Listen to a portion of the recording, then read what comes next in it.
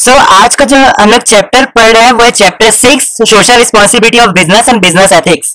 ये देखा जाए ना तो आपकी जो पूरी क्लास 11 की जितने भी चैप्टर्स हैं वो उन सभी चैप्टरों में से सबसे इजीएस्ट और सबसे इजी चैप्टर ये है social responsibility of business and business ethics. Okay, बहुत इजी चैप्टर है। ओके, तो बेसिकली आगे बढ़ने से पहले मैं चाहता हूं कि आप सभी समझ जाए कि हम लोग इस चैप्टर में पढ़ने क्या वाले हैं। देखो, इस चैप्टर में हम लोग ये पढ़ने वाले हैं कि ऐसी कौन कौन सी रिस्पॉन्सिबिलिटी होती है जो एक बिजनेसमैन को निभानी पड़ती है, ऐसी कौन कौन सी ड्यूटी होती है जो हर बिजनेसमैन को करनी पड़ती है। ओके, तो देखो, जितने भी वर्ल्ड में आप बिजनेस देखोगे तो उनका मेन प्राइमरी मोटिव होता है प्रॉफिट अर्न करना, है ना। आप भी चालू करोगे बिजनेस, मैं भी चालू करूंगा, आपके कोई भी रिलेटिव करेंगे, सो इसलिए चालू करेंगे कि उनको ज्यादा से ज्यादा प्रॉफिट हो। ठीक है, प्राइमरी मोटिव है वो वाला। ओके, लेकिन हर बिजनेसमैन को प्रॉफिट अर्न करने से मतलब प्रॉफिट अर्न करने के साथ साथ उनको क्या, उनकी कोई ड्यूटी भी होती है जो उनको निभानी पड़ती है। ठीक है, मैंने आपको चैप्टर 1 में बताया था कि प्राइमरी मोटिव होता है प्रॉफिट अर्न करना, प्राइमरी मोटिव होता है प्रॉफिट अर्न करना। लेकिन हर बिजनेसमैन को ना, ये चैप्टर ये कहता है कि हर बिजनेसमैन को प्रॉफिट अर्न करने के साथ साथ सोशल ऑब्जेक्टिव और इंप्लॉइज ऑब्जेक्टिव। अब ये सोशल ऑब्जेक्टिव क्या होता है, ये सोसाइटी से रिलेटेड होता है, सोसाइटी से रिलेटेड होता है ये। जैसे और मैं बताऊं तो इसमें गवर्नमेंट आ जाती है, इसमें हमारा एनवायरमेंट आ जाता है, लैंड वाटर सब। ठीक है, तो ये सोशल ऑब्जेक्टिव में ये सभी चीजें आ जाती है। इम्प्लॉयज ऑब्जेक्टिव में जो भी वर्कर्स है, जो ऑर्गेनाइजेशन या जो भी बिजनेस में काम कर रहे हैं उससे वो एम्प्लॉयज ऑब्जेक्टिव। मतलब हर बिजनेस को क्या करना पड़ता है, सोशल ऑब्जेक्टिव का भी ध्यान रखना पड़ता है और एम्प्लॉयज ऑब्जेक्टिव का भी ध्यान रखना पड़ता है प्रॉफिट अर्न करने के साथ साथ। और जो भी बिजनेस ये दोनों चीजों का ध्यान नहीं रखेगा वो बिजनेस ज्यादा प्रॉफिट भी नहीं कमा पाएगा। प्रॉफिट नहीं कमा पाएगा तो वो अपने बिजनेस को चला नहीं पाएगा, और अपने बिजनेस को चला नहीं पाएगा तो उसका बिजनेस वहीं पर बंद हो जाएगा। ओके, तो हर बिजनेसमैन को दो चीजों का भी ध्यान रखना पड़ता है, इसके अकॉर्डिंग हर बिजनेसमैन को काम करना पड़ता है। अब मैं आपको आगे की लेक्चर्स बताता हूं कि मैंने यहाँ पर, आप देख रहे होंगे कि मैंने मीनिंग भी लिखी है, डब्बे भी बनाए हैं। तो ये आखिर डब्बे क्यों बनाए हैं, देखो, ये जो मैं आपको लेक्चर बता रहा हूँ ना, ये जो लेक्चर है ये बहुत इंपॉर्टेंट है। पहली बात, ये जो लेक्चर आज की बता रहा हूँ, तो ये जो लेक्चर अगर आप समझ लोगे तो आपका 60% जो है इस चैप्टर में सब चीज कवर हो जाएगा। ओके, तो ये जो लेक्चर है बड़ी ध्यान से सुनना। देखो, मैं यहाँ पर एक डब्बा बनाया हूँ, ओके, बॉक्स, जहां पर मैंने ये सारी बातें लिखी है जिसको अभी मैं आपको समझाऊंगा लाइन बाय लाइन। अब ये जो डब्बा है ये मैंने कस्टमर्स के पॉइंट ऑफ व्यू से बनाया है। ठीक, हम कस्टमर्स क्या चाहते हैं उसके हिसाब से मैंने ये डब्बा बनाया है। देखो, अब जी इस लेक्चर्स को आगे पढ़ने से पहले मैं और एक चीज बताना चाहता हूँ कि देखो, जितने भी हम कस्टमर्स है, कोई भी वर्ल्ड में है, ओके, कोई भी वर्ल्ड में मतलब कोई भी कंट्री में जितने भी कस्टमर्स है, राइट, उनके अपने अपने डिमांड होते हैं, उनके अपने मतलब उनको कुछ कुछ चीजें चाहिए रहती है, वो उनको कुछ कुछ सर्विस चाहिए रहता है, राइट। तो जो भी बिजनेस कस्टमर्स के अकॉर्डिंग काम करता है, राइट, कस्टमर्स के अकॉर्डिंग मतलब जो भी कस्टमर्स को जो चीज चाहिए, जैसी टाइप की सर्विस चाहिए, और वो जो भी बिजनेस कस्टमर्स को जो मतलब जिस टाइप की कस्टमर को सर्विस चाहिए और जिस टाइप के कस्टमर को प्रोडक्ट चाहिए वो वैसे टाइप की चीज बनाता है, वो बिजनेस हमेशा आगे जाता है। मतलब इसको ध्यान से ऐसा समझो, कॉम्प्लिकेटेड वे में बता दिया मैंने। इसका मतलब ये है कि देखो, जो भी बिजनेस आगे जाता है, जो भी बिजनेस जो सबसे ज्यादा प्रॉफिट कमाता है, वो हम कस्टमर्स के अकॉर्डिंग काम कर, मतलब जो भी बिजनेस जो सबसे ज्यादा प्रॉफिट कमा रहा है, जो भी बिजनेस सबसे ज्यादा रन कर रहा है, वो इसलिए रन कर पा रहा है क्योंकि वो हमारे कस्टमर्स के अकॉर्डिंग काम कर रहा है। देखो, जो भी बिजनेस हम कस्टमर्स के अकॉर्डिंग काम करता है, मतलब जो जो चीज हम कस्टमर्स को चाहिए, जैसी टाइप की सर्विस चाहिए, और जो भी बिजनेस हमारे टाइप का प्रोडक्ट बना रहा है जो हमें चाहिए, जो भी बिजनेस हम ऐसी सर्विस दे रहा है जो हम कस्टमर्स को चाहिए, तो वही बिजनेस हमेशा लाइफ में आगे तक जाता है। ओके, तो ये भी बात एक मुझे बतानी थी। अब तो चलो, अब ये फटाक से ना टाइम वेस्ट नहीं करते, डब्बे में मैं आपको समझाता हूँ कि इस डब्बे में मैंने क्या बातें बताई है। तो ये जो डब्बा है ये पूरा कस्टमर्स के पॉइंट ऑफ व्यू से मैंने बताया है। देखो, अगर हर कस्टमर्स, मैं, आप, आपकी मासी, चाचा, जो भी मामा, जितने भी वर्ल्ड में है, जितने भी रिलेटिव है, जितने भी पीपल है, राइट, वो हमेशा चाहेगा कि उन्हें कम प्राइस में एक अच्छी से अच्छी क्वालिटी मिल जाए, कम प्राइस में उनको अच्छी से अच्छी क्वालिटी मिल जाए। ठीक है, आप भी चाहोगे, मैं भी चाहूंगा कि हमें कम प्राइस में अच्छी से अच्छी क्वालिटी मिल जाए। लाइक एमआई का जो जितने भी मोबाइल है वो क्या हो रहा है, कम प्राइस में एमआई कंपनी ज्यादा से ज्यादा क्वालिटी दे रही है, अच्छी से अच्छी क्वालिटी दे रही है, इसलिए उसका मोबाइल जो है अच्छा बिक रहा है ना, बहुत अच्छे से बिक रहा है। अगर आप जानते नहीं होगे तो अमेजन में जैसी स्टॉक आता है 12 बजे, तो जैसी एमआई कंपनी अपने स्टॉक डालती है अमेजन में, तो वो विद इन 5 सेकंड्स बिक जाता है, क्योंकि वो कम प्राइस में ज्यादा से ज्यादा क्वालिटी दे रही है। ठीक है, वो हमारे कस्टमर्स के अकॉर्डिंग काम कर रही है, तो उससे हम कस्टमर्स भी सेटिस्फाई हो गए, जो हमारी इच्छा थी, हमको कम प्राइस में ज्यादा से ज्यादा क्वालिटी चाहिए, वो कस्टमर को वैसा मोबाइल मिल भी गया, और इससे जो एमआई कंपनी का प्रॉफिट भी बढ़ गया, राइट। तो एमआई कंपनी क्या कर रही है यहाँ पर, आप ध्यान से सुनोगे तो मतलब हम कस्टमर के अकॉर्डिंग काम कर रही है, ठीक है। प्राइस कम कर दिए लेकिन क्वालिटी अच्छी से अच्छी दे रही है, तो जिससे हमको भी एमआई कंपनी ने हमको भी खुश कर दिया और वो अपना प्रॉफिट भी कमा ली। तो ठीक है, तो एमआई क्या कर रही है यहाँ पर, हम सोशल ऑब्जेक्टिव का भी ध्यान रख रही है ना। तो ये जो पॉइंट मैंने यहाँ पर बताया ना, सोशल ऑब्जेक्टिव के पॉइंट ऑफ व्यू से मैंने बताया है। ओके, ये जो सेकंड पॉइंट है, ये जो डब्बा है, ये पूरा सोशल ऑब्जेक्टिव्स के पॉइंट ऑफ व्यू से मैंने बताया है। ओके, अब ये देखना, सेकंड पॉइंट कहता है कि हम कस्टमर्स हमेशा चाहते हैं कि हमें कम प्राइस में ज्यादा से ज्यादा अच्छी सर्विस मिल जाए, है ना। देखो जैसे जियो आया था, ठीक है, फर्स्ट टाइम जैसे जियो आया था तो जियो ने क्या किया, कम प्राइसों से ज्यादा सर्विस दे दी। तो जितने भी लोग हैं वो मेजोरिटी में वो सब जाने लगे किसके पास, जियो के पास, कि हमें भी जियो चाहिए, हमें भी जियो चाहिए, हमें भी जियो। तो ये हमारे कस्टमर्स की मेंटेलिटी रहती है कि हमें कम प्राइस में अच्छी क्वालिटी चाहिए, हमें कम प्राइस में अच्छी से अच्छी सर्विस चाहिए, ज्यादा से ज्यादा सर्विस चाहिए, है ना। तो क्या हो गया, जियो का क्या हो गया, अच्छा से अच्छा प्रॉफिट जो है बढ़ गया, क्योंकि जियो ने क्या किया, जियो ने भी यही सिस्टम फॉलो किया। उसको भी पता था अगर मैं कस्टमर्स को कम सर्विस, मतलब कम प्राइस में उसको ज्यादा से ज्यादा सर्विस करूंगा तो सब कस्टमर्स मेरे पास भाग जाएंगे, है ना। तो ऐसा असलियत में भी हो गया, तो सारी कस्टमर्स क्या हो गए, प्राइस कम थी तो सब जियो के पास भागे, तो कस्टमर्स भी खुश हो गए यहाँ पर, और यहाँ पर जियो कंपनी भी खुश हो गई, है ना। तो ये कैसे हुआ, क्योंकि जियो कंपनी ने, जो भी रिलायंस कंपनी ने क्या किया, यहाँ पर सोशल ऑब्जेक्टिव का ध्यान रखा, इसलिए वो ज्यादा से ज्यादा प्रॉफिट कमाई। ओके, अब जी हम कस्टमर्स चाहते हैं कि हमें एक ऐसा प्रोडक्ट मिले जो बहुत ज्यादा टाइम तक चले, है ना। हम इंडियन कस्टमर्स चाहते हैं कि हमें एक ऐसा प्रोडक्ट मिले जो हम मतलब जैसे हमने लैपटॉप खरीदा था, हम चाहेंगे कि यार वो 2 या 3 साल तक आराम से चल जाए, हम ऐसे ही चाहेंगे, है ना। तो जो भी बिजनेस हम कस्टमर के अकॉर्डिंग काम करेगा, ऐसा जो भी बिजनेस, जो भी प्रोडक्ट बनाएगा जो ज्यादा लंबे समय तक चलेगा, राइट, तो उसका भी बिजनेस क्या होगा, प्रॉफिट अर्न करेगा। अब जी हम कस्टमर चाहते हैं कि हमें एक ऐसा प्रोडक्ट मिले जो कम हार्मफुल हो, है ना, ऐसा प्रोडक्ट मिले जो कम हार्मफुल हो। अब जी मान लो कि एक बिजनेस है, वो बिजनेस क्या मोबाइल बना रहा है, अब जी उसका मोबाइल फट जाता है, उसका मोबाइल क्या होता है, फट जाता है, तो वो क्या हार्मफुल है। तो हम कस्टमर्स क्या करेंगे, उसका मोबाइल नहीं लेंगे, उसकी कंपनी का मोबाइल नहीं लेंगे, बोलेंगे भाई तेरा मोबाइल तो हार्मफुल है, हम नहीं लेंगे। ठीक, तो हम चाहते हैं कि हमें ऐसा प्रोडक्ट मिले जो कम हार्मफुल हो, ठीक है। तो जो भी बिजनेस हमें एक ऐसा प्रोडक्ट देगा जो कम हार्मफुल होगा तो उसका बिजनेस आगे जाएगा, है ना। अब हम चाहते हैं कि हमारा लिविंग स्टैंडर्ड हमेशा इंक्रीज हो, तो जो बिजनेस हमारे लिविंग स्टैंडर्ड्स को बढ़ाने के लिए हेल्प करता है वो बिजनेस बहुत आगे जाता है ना। तो यहाँ पर आप हर चीजों को नोटिस कर रहे होंगे कि हम ये जितने भी डब्बा मैंने बनाया हम कस्टमर के पॉइंट ऑफ व्यू से बनाया है, राइट। तो जो भी बिजनेस ये डब्बे के हिसाब से काम करता है ना, वो बिजनेस हमेशा आगे जाता है। लेकिन ठीक है, तो इतनी बात समझ में आ गई। देखो देखो यहाँ पर क्या होगा, मान लो कि ये बिजनेस है ना, ये जो बिजनेस है ये क्या कर रहा है, इसको प्रॉफिट से मतलब है। तो ये प्रॉफिट कमाने के लिए तो सबसे पहले इसको कस्टमर्स को खुश करना पड़ेगा, ठीक है। तो अगर ये कस्टमर्स को खुश करना चाहेगा तो इसको ये सारी चीजें देनी पड़ेगी, और जैसे ये सारी चीजें हमें देगा तो हम कस्टमर्स खुश हो जाएंगे और इससे ज्यादा सामान खरीदेंगे, सर्विस इससे लेंगे, और तब जाके इसको प्रॉफिट भी मिल जाएगा। तो फाइनली इसको क्या करना पड़ेगा, पहले सोशल ऑब्जेक्टिव और इंप्लॉइज ऑब्जेक्टिव दोनों पे काम करना पड़ेगा, तभी जाके इसका प्रॉफिट होगा। अगर जो भी बिजनेस ये दो चीजों को इग्नोर करेगा उसका प्रॉफिट भी नहीं होने वाला। तो इसलिए कहते हैं कि जब भी कोई भी बिजनेस का सक्सेस होता है, जो भी बिजनेस ज्यादा से ज्यादा प्रॉफिट कमाता है, तो वो सबसे पहले वो उसको 2 चीजों का ध्यान रखना पड़ता है, 2 ऑब्जेक्टिव का, तभी जाके वो अपना प्राइमरी ऑब्जेक्टिव को अर्न करता है। तो सबसे पहले इसको कस्टमर्स ऑब्जेक्टिव को क्या करना पड़ेगा, ध्यान में रखना पड़ेगा, तभी वो अपना प्रॉफिट इंक्रीज कर सकता है। तो ये जो डब्बे की चीजें मैंने आपको ये सारी चीजें बताई। अब जी सोशल रिस्पॉन्सिबिलिटी ऑफ बिजनेस यही होता है, मतलब एक बिजनेस की क्या रिस्पॉन्सिबिलिटी होती है सोसाइटी की टूवर्ड्स में। ओके, तो बिजनेस की यही रिस्पॉन्सिबिलिटी होती है कि वो कम प्राइस में ज्यादा से ज्यादा क्वालिटी दे, ज्यादा से ज्यादा सर्विस दे, एक ऐसा प्रोडक्ट बनाए जो लंबे समय तक चले, ऐसा प्रोडक्ट बनाए जो कम हार्मफुल हो, जो हमारे लिविंग स्टैंडर्ड को बढ़ा पाए। तो जो बिजनेस ये सभी चीजें देगी वो बिजनेस मार्केट में आगे जाएगी। ओके, अब जी यहाँ पर मैंने एक मीनिंग भी लिखी है कि social responsibility means obligation of the business towards the upliftment of the society. देखो ये चीज ये कह रहा है कि देखो पहले तो ऑब्लिगेशन का मतलब होता है ड्यूटी, ठीक। तो सोशल रिस्पॉन्सिबिलिटी क्या है, ये एक ड्यूटी है बिजनेसमैन की, जहां पर वो क्या करता है, हम सोसाइटी के अपलिफ्टमेंट में हेल्प करता है। मतलब जो चीज हमें चाहिए वैसा बिजनेस वो सारी चीजें हमें प्रोवाइड करता है, ठीक। तो ये चीजें हमें चाहिए, तो ये सारी चीजें बिजनेसमैन को प्रोवाइड करनी पड़ेगी, तभी जाके वो अपना बिजनेस को चला पाएगा तभी वो प्रॉफिट अर्न कर पाएगा। ओके, तो समझ पा रहे होंगे कि मैं क्या कहना चाह रहा हूँ। लेकिन देखो कुछ केस में ना सिस्टम थोड़ा अलग हो जाता है, ये सिस्टम कभी कभी कुछ केस पे फॉलो नहीं करता।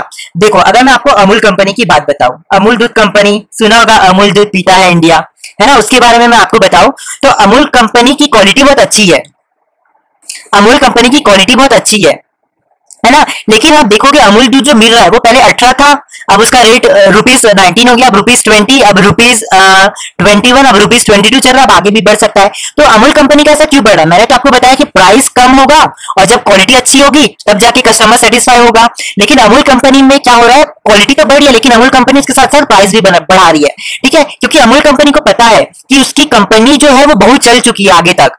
जितने भी लोग हैं वो अमूल कंपनी पे एकदम ट्रस्ट करने लग गए कि अमूल कंपनी है जो बहुत अच्छी है। आप देखते होंगे कि आज भी अमूल दूध जैसा बहुत सारी पैकेट वाले दूध मिलने लग गए, लाइक वचन दूध करके भी जो आता है, मैंने अभी गूगल से देखा तो वो आया, राइट। लेकिन उसका जो टर्नओवर है सेल्स वो बहुत खराब है, वो भी कम प्राइस में अच्छी सी क्वालिटी दे रहा है लेकिन उसका तभी बेकार है, राइट। लेकिन अमूल कंपनी का तो क्वालिटी भी अच्छी दे रहा है लेकिन वो प्राइस भी इंक्रीज कर रहा है, तभी हम कस्टमर्स उसकी चीज को खरीद रहे हैं, जिससे हम कस्टमर्स भी खरीद रहे हैं, अमूल कंपनी का भी फायदा हो रहा है। देखो, क्योंकि ना अमूल कंपनी की ब्रांड इक्विटी बहुत अच्छी है। देखो, हम अगर आपकी मॉम आपको भेज दे और बोलेगी बेटा जा और मार्केट से अमूल मतलब एक दूध का पैकेट ला, तो अब आपके भी दिमाग में एक ही चीज आएगा कि मुझे अमूल दूध खरीदना है ना। तो यही चीज होता है ब्रांड इक्विटी। मतलब जो भी चीज आप खरीदना चाहते हैं, जो भी चीज आप चाहते हैं कि जो भी सर्विस आप लेना चाहते हैं और जो भी प्रोडक्ट आप लेना चाहते हैं, तो जो सबसे पहले आप ब्रांड, जो सबसे पहले ब्रांड या सबसे पहला प्रोडक्ट जो आपके दिमाग में आता है वो होता है ब्रांड इक्विटी। अगर मैं आपको बोलूं कि आपको एक बड़ी कार खरीदनी है तो आपके दिमाग में सबसे पहले आएगा स्कॉर्पियो आएगा, बुलेरो आएगा, सफारी आएगा, तो वो है brand equity of a product. ठीक है, क्योंकि जो आपके जैसे ही आपको जो चीज खरीदनी है तो सबसे पहले आपका जो भी प्रोडक्ट आपके दिमाग में आता है, राइट, तो वो कहते हैं ब्रांड इक्विटी, राइट। तो ये एक्सेप्शन केस है, लेकिन हम लोगों को ज्यादा से ज्यादा ये चीजें पसंद है। देखो, अगर अमूल कंपनी प्राइस एकदम 30 कर देगी तो बट ऑब्वियस की सेल्स गिर जाएगी, है ना। हम भी नहीं खरीद पाएंगे, कोई भी नहीं खरीद पाएगा, एफर्ट कर ही नहीं पाएगा, राइट। तो लेकिन हम कस्टमर्स को, जो भी बिजनेस है वो मतलब जो भी बिजनेस है उसको ये चीजों का ध्यान रखना पड़ता है। लेकिन कुछ कुछ केस में थोड़ा डिफरेंट हो जाता है, लाइक मैंने अमूल कंपनी का बताया, है ना। तो ऐसे, और जैसे कभी कभी लोगों के पास बहुत पैसा आ जाती है ना, तो सेंट्रल बैंक क्या करती है, कंट्रोल करने के लिए, मतलब मार्केट में लोगों का पैसा कम करने के लिए बहुत सारी चीजें करती है, जहां पर कंपनी को बोलते हैं कि तुम प्राइस बढ़ाओ, ये बढ़ाओ।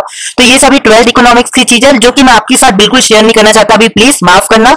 लेकिन आपको अभी बस यही चीज जो है, ऊपर की चीज मैंने आपको बताई, ये चीजें आपको ध्यान में रखनी है, क्योंकि इसके बेस में मैं आपको सारी चीजें बताना चाहता हूँ। मुझे पता है कि आप में कमेंट्स में आपको पक्का कुछ ना कुछ एग्जाम्पल आएगा, राइट। लेकिन ये जो बेसिक कंसेप्ट है ये यही है, जो भी बिजनेस इस चीज को फॉलो कर लिया, कस्टमर के अकॉर्डिंग काम कर लिया, वो बिजनेस आगे जाएगा, राइट। तो ये चीजें मुझे आपको बतानी थी, क्योंकि इसी के बेस में मैं आपको आगे की लेक्चर्स बताने वाला हूँ। केसेस फॉर सोशल रिस्पॉन्सिबिलिटी, ये आपकी बुक में टॉपिक दिया गया है, केसेस फॉर सोशल रिस्पॉन्सिबिलिटी। तो इसमें हमें यही पढ़ने वाला है कि एक बिजनेसमैन की क्या रिस्पॉन्सिबिलिटी होती है, ऐसे कौन कौन से रीजन होते हैं जिसमें, मतलब ऐसे कौन कौन से रीजन होते हैं जिसमें एक बिजनेसमैन को सोशल रिस्पॉन्सिबिलिटी का ध्यान को रखना पड़ता है, मतलब ध्यान में रखना पड़ता है। ओके, तो चलिए आगे बढ़ते हैं। बहुत इजी सा टॉपिक है, ठीक है, आप सभी को ध्यान से समझ में आ जाएगा। देखना, इस टॉपिक में मैं आपको और एक बार बता दूं, इस टॉपिक में हमें ये पढ़ने वाला है कि हर बिजनेसमैन को सोशल रिस्पॉन्सिबिलिटी क्यों करना पड़ता है, ऐसे क्या रीजन होते हैं। ओके, तो मैं आपको बता देता हूँ। सबसे पहले तो हर बिजनेसमैन को सोशल रिस्पॉन्सिबिलिटी इसलिए करना पड़ता है क्योंकि सेल्फ इंटरेस्ट के लिए। अब जी देखो, हर बिजनेसमैन क्या चाहता है कि उसका प्रॉफिट बढ़े, है ना। तो उसका प्रॉफिट तभी बढ़ेगा जब वो कस्टमर्स की नीड के अकॉर्डिंग काम करेगा। यहाँ पर मैंने लिखा है हर business work as per need of customer, मतलब जो भी बिजनेस कस्टमर्स की नीड के अकॉर्डिंग काम करेगा, ठीक है, तो उसका प्रॉफिट बढ़ जाएगा, है ना। अब जी सेकेंड पॉइंट यहाँ पर है बेटर एनवायरमेंट फॉर बिजनेस। अब जी देखो, जो भी बिजनेस हमें ज्यादा से ज्यादा क्वालिटी देगा, जो भी बिजनेस हमारे लिविंग स्टैंडर्ड को बढ़ाएगा, ठीक है, तो वो बिजनेस क्या करेगा, ज्यादा से ज्यादा मार्केट में चलेगा, ज्यादा से ज्यादा तक उसकी बिजनेस की सर्वाइवल होगी और ज्यादा से ज्यादा प्रॉफिट अर्न करेगा। ठीक है, बेटर एनवायरमेंट फॉर बिजनेस का मतलब यही है। ठीक है, तो ये जो डब्बे से मैं आपको बहुत बड़ी चीज बता रहा हूं कि जो भी बिजनेसमैन है कि वो सोशल रिस्पॉन्सिबिलिटी क्यों करना चाहता है। तो सोशल रिस्पॉन्सिबिलिटी इसलिए करना चाहता है कि उसकी जो बिजनेस एनवायरमेंट है वो अच्छी हो। तो उसकी बिजनेस एनवायरमेंट अच्छी कब होगी, जब वो अच्छा प्रॉफिट कमा पाएगा। ठीक, उसका बिजनेस रन जब उसका बिजनेस अच्छा रन करेगा तभी वो बेटर एनवायरमेंट कराया जाएगा। ठीक, तो ये तभी पॉसिबल है जब वो हमें ज्यादा से ज्यादा क्वालिटी देगा, ज्यादा से ज्यादा स्टैंडर्ड देगा, तभी उसका बिजनेस रन करेगा, तभी वो प्रॉफिट कमा पाएगा। अब जी हर बिजनेस आता है कि उसका पब्लिक इमेज बढ़े, हर बिजनेस चाहता है कि उसका पब्लिक इमेज बढ़े, मतलब उसको पब्लिक इमेज का मतलब है उसको लोग जाने, है ना। हर बिजनेस आता है कि उसके बिजनेस को लोग जाने।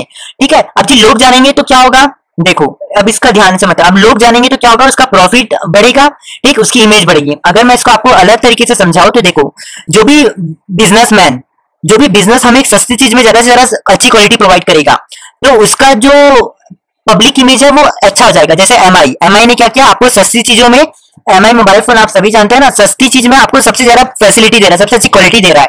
तो आज एमआई जो है बहुत फेमस हो गया है, सभी लोग आज उसको जानते हैं क्योंकि उसका गुडविल जो उसका इमेज है वो क्या हो गया, बढ़ गया है ना। तो आप डायरेक्टली इनडायरेक्टली देखोगे तो एमआई का जो प्रॉफिट भी है वो क्या हो गया, इंक्रीज हो गया। आप अगर अमेजन में देख लो, आप कभी कभी क्या होता है, अमेजन में एमआई का सेल आता है 12 बजे, लेकिन जैसी एमआई कंपनी अपना सेल अमेजन में डालते हैं ना, तो विद इन 5 सेकंड्स क्या होता है, पूरा स्टॉक बिक जाता है।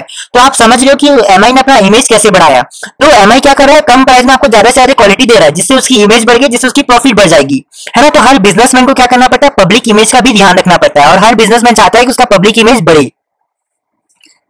अब जी नेक्स्ट पॉइंट है अवॉइडेंस ऑफ गवर्नमेंट इंटरफेरेंस। अब जी गवर्नमेंट इंटरफेरेंस का मतलब है गवर्नमेंट की दखल अंदाजी, गवर्नमेंट की दखल अंदाजी। अब जी गवर्नमेंट दखल अंदाजी, देखो जो भी बिजनेस में गवर्नमेंट ना, जो भी बिजनेस है, जिस भी बिजनेस में अगर गवर्नमेंट ज्यादा दखल अंदाजी करेगी मतलब वो बिजनेस बेकार है। ठीक है, जो भी बिजनेस अगर जो भी बिजनेस में गवर्नमेंट दखल अंदाजी कम करेगी, गवर्नमेंट इंटरफेरेंस कम रहेगा, तो वो बिजनेस उतना अच्छा है। यार आप ही बताओ कि आप तो ही चाहोगे कि जो भी आप बिजनेस खोलोगे उसमें गवर्नमेंट 10 बार आके आपका चेक करे, नहीं चाहोगे ना। तो आप चाहोगे कि आपका गवर्नमेंट इंटरफेरेंस हमेशा कम रहे। तो गवर्नमेंट इंटरफेरेंस तो कम तभी रहेगा, मतलब हर बिजनेस भी यही चाहता है कि उसके बिजनेस में गवर्नमेंट इंटरफेरेंस कम रहे। तो गवर्नमेंट इंटरफेरेंस कम तभी हो पाएगा जब वो क्या, कम हार्मफुल वाली चीज बनाएगा और वो सस्ती चीजों में अच्छी क्वालिटी देगा। देखो जैसे एग्जांपल, ये मेरा एक मोबाइल का बिजनेस है, ठीक, ये मेरा मोबाइल का बिजनेस है। अब जी मेरी कंपनी क्या करती है, मोबाइल बनाती है।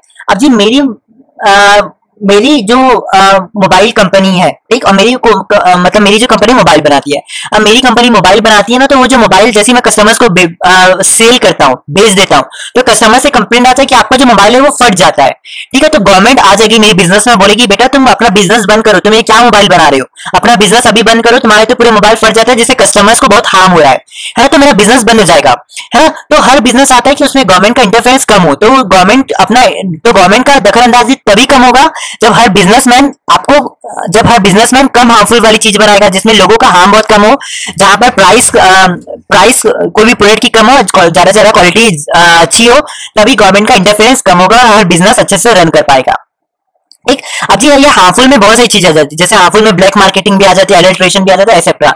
अब जी ब्लैक मार्केटिंग, अब जी आप सभी जानते हैं ब्लैक मार्केटिंग क्या होती है ना। अब जी जैसे मान लो कि प्याज, एक ये बंदा है, ए बंदा, राइट, ये ए बंदे को पता चल, ए बंदा और ये आप कस्टमर्स हो। अब ए बंदे को पता चल गया कि कल जाके प्याज की प्राइस बढ़ने वाली है, और आप कस्टमर्स को भी पता चल गया प्राइस बढ़ने वाली है ना। तो आप क्या करोगे, सोचोगे यार एक काम करता हूँ, प्राइस तो बढ़ जाएगी, आप कस्टमर्स क्या सोचोगे कि यार प्राइस तो चलो अगले दिन बढ़ जाएगी, काम करता आज ही खरीद लेता हूँ। आप जाओगे ए पर्सन के पास जो प्याज बेचता है। अब जी ए पर्सन है ना, ये भी बहुत चालाक है, ये बोलेगा कि भाई अभी तो मेरे पास प्याज नहीं है, इसके पास है, ये तभी आपको बोलेगा कि नहीं भाई मेरे पास प्याज नहीं है, क्योंकि इसको पता है कि यार मैं अगर आज बेचूंगा तो मुझे कम पैसा मिलेगा, लेकिन कल प्याज की जो प्राइस है वो बढ़ने वाली है, तो मैं कस्टमर्स को कल अगर प्याज बेचूंगा तो मैं ज्यादा प्रॉफिट करूंगा। ठीक है, यही होती है ब्लैक मार्केटिंग, है ना। एडल्ट्रेशन मतलब मिलावट, आप सभी जानते हैं कि मिलावट आजकल हर इसमें बहुत कम हो रहा है, मतलब बहुत ज्यादा हो रहा है, सॉरी मैं कम बोल रहा हूँ, मतलब बहुत ज्यादा हो रहा है ना। तो जो भी बिजनेस जितनी भी दुनिया में है, तो उनको क्या करना है, हमेशा कम हार्मफुल वाली चीज बनाना है, और कम प्राइस में उन्हें ज्यादा से ज्यादा क्वालिटी की चीज बनाता है, जिससे गवर्नमेंट का इंटरफेरेंस कम होगा और उसका बिजनेस अच्छे से अच्छा चलेगा, है ना। तो हर बिजनेसमैन को क्या करना पड़ता है, अवॉइडेंस ऑफ गवर्नमेंट इंटरफेरेंस, मतलब उसको क्या करना पड़ता है, सोशल रिस्पॉन्सिबिलिटी उनकी ये रहती है कि गवर्नमेंट का जो इंटरफेरेंस है उसके बिजनेस में बहुत कम हो, और तभी होगा जब वो कम हार्मफुल वाली चीज बनाएगा। ओके, तो अब है हमारे पास नेक्स्ट सोशल पावर। देखो स्टैंडर्ड का मतलब क्या होता है, मैं अभी आपको समझा देता हूँ। स्टैंडर्ड, लिविंग स्टैंडर्ड जब अच्छा होता है तभी है। देखो सपोज की करना, आप पहले 10 लाख की कार में घूमते थे, अब क्या हुआ, आपकी इनकम बढ़ गई, ठीक, तो अब आप क्या 20 लाख की आपकी इनकम बढ़ गई, तो आपने क्या किया 10 साल के बाद, मतलब 5 साल के बाद समझ लो कि आपने एक नई कार खरीदी 20 लाख की, ठीक, फिर आपका और इनकम बढ़ गया, तो आपने क्या किया, आगे जाके 1-2 साल में फिर एक नई गाड़ी ली 30 लाख की, तो आप देखोगे आपका लिविंग स्टैंडर्ड क्या हो रहा है, इंप्रूव हो रहा है ना। अब आपका लिविंग स्टैंडर्ड तभी इंप्रूव हो रहा है जब आपकी इनकम बढ़ी, है ना। तो हर बिजनेसमैन चाहता है कि उसकी सोशल, मतलब हर बिजनेसमैन की ये ड्यूटी बनती है कि वो लोगों का स्टैंडर्ड बढ़ाए। मैंने आपको पिछले लेक्चर में भी बताया था, कस्टमर्स चाहते हैं कि स्टैंडर्ड बढ़े, है ना, कि कस्टमर्स भी चाहते हैं कि उनकी इनकम बढ़े, हर लोगों को नौकरी मिले। तो हर बिजनेसमैन की भी ड्यूटी होती है, उनको भी पता है कि अगर वो ज्यादा लंबे समय तक मार्केट में रन करना चाहते हैं, सर्वाइव करना चाहते हैं, प्रॉफिट अर्न करना चाहते हैं और पीपल के सामने अपना रेपुटेशन बनाना चाहते हैं, इमेज बनाना चाहते हैं, तो उन्हें क्या करना पड़ेगा, लोगों की लिविंग स्टैंडर्ड को इंप्रूव करना पड़ेगा। अब लोगों की लिविंग इंप्रूव, लोगों की मतलब स्टैंडर्ड को वो तभी इंप्रूव कर पाएंगे जब वो ज्यादा से ज्यादा लोगों को इनकम देंगे, उनकी इनकम बढ़ाएंगे। जो लोगों के पास जॉब नहीं है उनको जॉब देंगे। यार अब देखो, अगर एक बिजनेस, एक कोई भी अपना नया डिपार्टमेंट खोलता है, तो अब नया डिपार्टमेंट खोलेगा तो उसके लिए लोगों को बोलेगा कि तुम आओ काम करो, तो अब उनको पैसा देगा। अब पैसा देगा तो लोग नई नई चीज खरीदेंगे, ठीक है, तो ऐसा फ्लो चलता रहेगा। तो जिसे जो पहले जो बंदा बहुत गरीबी में रह रहा है, अब वो क्या होगा, धीरे धीरे उठते जाएगा, उसका लिविंग स्टैंडर्ड क्या हो जाएगा, इंप्रूव होते जाएगा। ठीक, तो इससे क्या होगा, देखो अब लिविंग स्टैंडर्ड जैसे ही बढ़ जाएगा तो अब हम जितने भी इंप्लॉयज है वो भी खुश हो जाएंगे, बिजनेस से बोलेंगे यार मस्त बिजनेस है ना, तो हम भी बिजनेस के बारे में पॉजिटिविटी फैलाएंगे। ठीक, तो डायरेक्टली और इनडायरेक्टली बिजनेस का ही फायदा है। तो हर बिजनेस को भी क्या करना पड़ता है, सोशल पावर का ध्यान में रखना पड़ता है। वो हमेशा चाहता है कि वो अपना प्रॉफिट तो अर्न करे, लेकिन वो प्रॉफिट अर्न वो तभी कर पाएगा जब वो अपना हर लिविंग स्टैंडर्ड भी लोगों का बढ़ाएगा, अपने एम्प्लॉयज का लिविंग स्टैंडर्ड भी बढ़ाएगा। ठीक है, वो स्टैंडर्ड बढ़ा दो ही केस में हो सकता है, एक तो इनकम देगा, इनकम को बढ़ाएगा, या फिर एम्प्लॉयमेंट देगा। ठीक है, लोगों को जॉब देगा। समझ में आ गया। अब जी जो फोर्थ लास्ट पॉइंट है वो है resources used for moral justification. अब जी देखो, ये पॉइंट ये कहता है कि देखो अभी आपने समझा कि स्टैंडर्ड मतलब क्या होता है। स्टैंडर्ड मतलब मैंने आपको अभी ऊपर वाली चीजों में बताया, जैसे लोगों का इनकम बढ़ता है, लोगों को नई जॉब मिलती है, लोग पहले 5 लाख के घर में रह रहे हैं, अब लोग 10 लाख के घर में रह रहे हैं। अब लोग 10 लाख का, वही बंदा 10 लाख का घर छोड़ के 15 लाख के घर में रह रहा है, तो वो क्या कर रहा है, अपना लिविंग स्टैंडर्ड को बढ़ा रहा है। ठीक, वो पहले 5 लाख इसमें रह रहा था, 15 लाख के घर में रह रहा है। ठीक, और वो तभी अब वो बंदा ऐसे तो खरीद नहीं पाएगा, मतलब अगर उसका बिजनेस ने अगर उनका इनकम बढ़ाया तभी जाकर नई नई चीज खरीद पाएगा, अपने स्टैंडर्ड बढ़ा पाएगा। राइट, तो जो भी बिजनेस एक लोगों का स्टैंडर्ड बढ़ाते हैं, ठीक, तो उनको क्या होता है, गवर्नमेंट से सपोर्ट भी मिल जाता है। उनको क्या हो जाता है, गवर्नमेंट से सपोर्ट भी मिल जाता है। गवर्नमेंट भी देख लेती है ये बिजनेस तो बहुत अच्छा है, ये लोगों की स्टैंडर्ड बढ़ा रहा है। देखो गवर्नमेंट का भी मेन काम क्या रहता है, देखो resources use for moral justification का मतलब क्या रहता है, गवर्नमेंट का भी मेन काम क्या रहता है, लोगों का ध्यान रखना, जितने भी गरीबी है गरीबी को हटाना। ठीक है, जो लोगों के पास पैसे नहीं है वो पैसे को बढ़ाना। तो जी जो भी बिजनेस लोगों की इनकम बढ़ा देगा, एक लोगों को जॉब देगा, तो गवर्नमेंट क्या हो जाएगी, वो बिजनेस से खुश हो जाएगी। तो गवर्नमेंट क्या करेगी, वो बिजनेस से टैक्स कम लेगी, ये सारी चीजें लेगी, कम लेगी। तो ये इससे क्या होता है, डायरेक्टली और इनडायरेक्टली बिजनेस का ही फायदा। तो हमेशा बिजनेस को याद रखना, बिजनेस को अगर लाइफ में ज्यादा रन करना है, प्रॉफिट अर्न करना है, या फिर अपनी इमेज बढ़ानी है, इमेज को इंप्रूव करनी है गवर्नमेंट के सामने, लोगों के सामने, तो उसको क्या करना पड़ेगा, स्टैंडर्ड बढ़ाना पड़ेगा। अब स्टैंडर्ड बढ़ाएगा तो गवर्नमेंट उससे खुश हो जाएगी, क्योंकि जो काम गवर्नमेंट कर रही है वही काम बिजनेस भी उसकी हेल्प कर रहा है करने में। तो बिजनेस गवर्नमेंट क्या हो जाएगी, खुश हो जाएगी, बिजनेस से कम टैक्स लेगी। तो ये सारी चीजों से ये सारी चीजें, ये सारी जो रीजंस मैंने आपको बताया, यही रीजन है जो हर बिजनेसमैन को करना पड़ता है, जिससे जिससे वो मतलब ये सारी चीजें हर बिजनेसमैन को करना पड़ता है। जो मैंने आपको रीजंस बताया ना, ये सारी चीजें ये हर बिजनेसमैन को करना पड़ता है। जब ये बिजनेस ये सारी चीजें करता है ना, तो डायरेक्टली और इनडायरेक्टली ये बिजनेसमैन का ही फायदा होता है। ओके, तो इस लेक्चर में बस इतना ही। अब जी नेक्स्ट लेक्चर होगी वो होगा रियलिटी ऑफ सोशल रिस्पॉन्सिबिलिटी के ऊपर। ओके, तो इसी के साथ मैं चलता हूँ, आप सभी से मिलता हूँ नेक्स्ट लेक्चर में। चलिए bye, enjoy, take care and cheers. Reality of social responsibility. अब ध्यान से सुना, इस टॉपिक में हम ये पढ़ेंगे कि ऐसी कौन कौन से रीजंस है जो एक बिजनेसमैन को फोर्स करता है कि उन्हें सोशल रिस्पॉन्सिबिलिटी को करना है। ठीक, तो समझ में आ गया इस टॉपिक में हम लोग क्या पढ़ने वाला है। तो देखना है, हम लोग इसमें यही जानेंगे कि ऐसे कौन कौन से रीजंस होते हैं जो बिजनेसमैन को फोर्स करते हैं कि उन्हें सोशल रिस्पॉन्सिबिलिटी को निभाना है। ओके, तो देखो सबसे पहला पॉइंट है थ्रेट ऑफ पब्लिक रेगुलेशन। अब जी देखो, इस थ्रेट ऑफ पब्लिक रेगुलेशन का अभी मैं आपको मतलब समझा रहा। देखो जो भी बिजनेस, अगर मैं आपको एग्जांपल से समझाऊं, तो देखो अगर मेरा एक मोबाइल का बिजनेस है, जिसका मैंने आपको पहले भी एग्जांपल दिया था, मैं मोबाइल बनाता हूं और मेरा मोबाइल फट जाता है जिससे कस्टमर्स को हार्म हो जाता है। ठीक, तो गवर्नमेंट क्या करेगी, मेरे बिजनेस में एक्शन करेगी। गवर्नमेंट आएगी मेरे बिजनेस में और बोलेगी बेटा तुम कौन सा मोबाइल कंपनी खोल कर रखे हो, तुम्हारा तो पूरा मोबाइल फट जाता है कस्टमर्स की, आजकल कस्टमर्स को जिससे बहुत हार्मफुल हो रहा है, बहुत हार्म हो रहा है ना। तो थ्रेट ऑफ पब्लिक रेगुलेशन का मतलब क्या है, देखो कोई कोई जो भी बिजनेस हार्मफुल वाली चीज करता है, जो भी बिजनेस हार्मफुल वाली चीज बनाता है, तो क्या करते हैं गवर्नमेंट उस बिजनेस के अगेंस्ट में क्या कर लेती है, एक्शन करती है। बोलती है तुम अपना बिजनेस को बंद करो करके, तुम्हारे प्रोडक्ट के कारण जितने भी कस्टमर्स हैं उनको बहुत हार्म हो रहा है।